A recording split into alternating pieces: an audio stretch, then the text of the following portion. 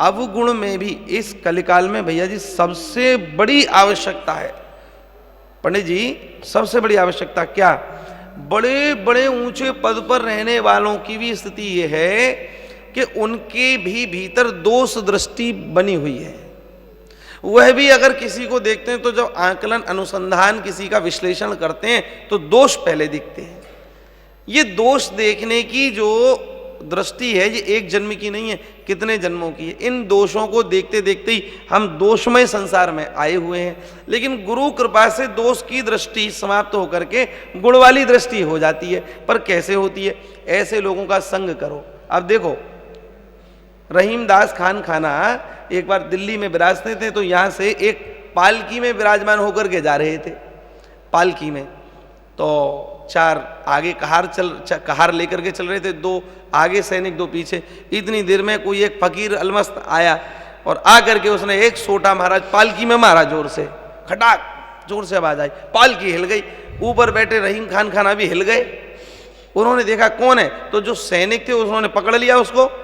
बोले तूने काम गड़बड़ किया है। तो जब उनको पकड़ने लगे तो रहीमदास जी ने छुड़वा दिया, इनको पकड़ो मत। तो बोले क्यों मत पकड़ो?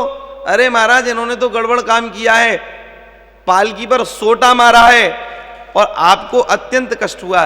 बोले कष्ट नहीं हुआ, सुनो, बोले एक काम करो, इनको 4 सोने की मोहरें दे दो। महाराज पालकी में इन्होंने मारा तो दंड मिलना चाहिए, पर आप सोने की मोहरें क्यों दे रहे हैं?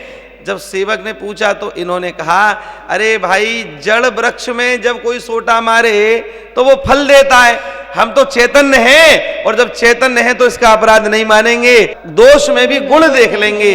और महाराज जी देखने के बाद में जो सोटा मारे उसको भी 4 फल दो, ये दो। ये क्या है? ये दोष दृष्टि समाप्त करने की विधा है। और क्यों ना कहें, रहीमदास जी की तो ऐसी स्थिति थी, नेत्र बंद कर करके दान देते हैं। किसी ने पूछ लिया, ऐसी ऐसी देनी देन की कित सीखे हो सैन, ज्यों ज्यों कर ऊंचे भये त्यों त्यों नीचे ने। अरे आपकी दृष्टि तो नीचे ही रहती है, आप इतना दान करते हो, धन्य है आप, महान हैं। बोले ना ना, मैं महान नहीं हूं। अरे आपके नेत्र नीचे रहते हैं। बोले नेत्र नीचे रहने का कोई और कारण है? क्या है महाराज? बोले देनहार कोई और है, देवत है दिन रैन, लोग भरम मोह पे करें तासों नीचे ने। लोग भ्रम करते हैं रहीमदास दे रहा है। अरे रहीमदास कहां दे सकता है भैया, देनहार कोई और है, और है। तो ये बात की प्रतीति है। इसी प्रतीति के कारण श्री रहीमदास जी महाराज अत्यंत विनम्र हैं, अत्यंत सरल है।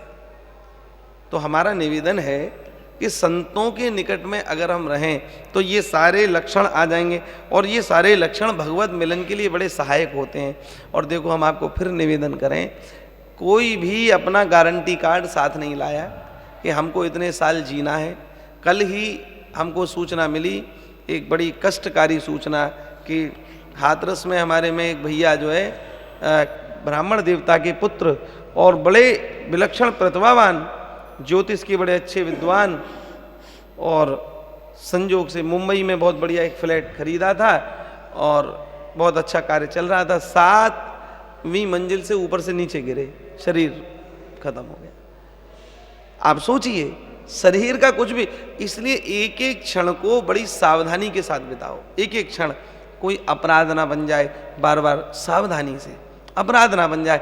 और जितना हो सके हमारे पूज्य श्री गोवर्धन वाले पंडित जी कहते थे, प्रत्येक क्षण में भजन चाहे कम बने पर सदाचार का पूर्ण पालन हो, सदाचार का, अनुशासन का पूर्ण पालन हो, प्रयास करते रहें, एक दिन बात बन जाएगी।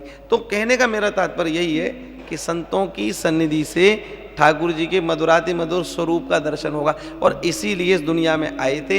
यही करते रहो, जितना समय मिले अधिक से अधिक भगवत गुणानुवाद इस जिह्वा से होते रहें, कान सुनते रहें, नासिका से श्री ठाकुर जी के चरणों में पधराई गई तुलसी की गंध जावे, नेत्रों से इनकी छवि बारंबार दिखाई दे, हाथ इनकी सेवा में लगें, पांव इनका कथा कीर्तन जहां हो रहा हो वहां तक चल रहे। महाराज यही जीवन की सफलता है, इसके अलावा और कुछ भी संसार में नहीं है। हम बार बार यही प्रार्थना करते हैं, यही प्रार्थना। इसलिए जितना समय हो सके उतना समय निकालो, निकाल करके और जितना सेवा हो सके, कीर्तन हो सके उतना आप आनंद लें।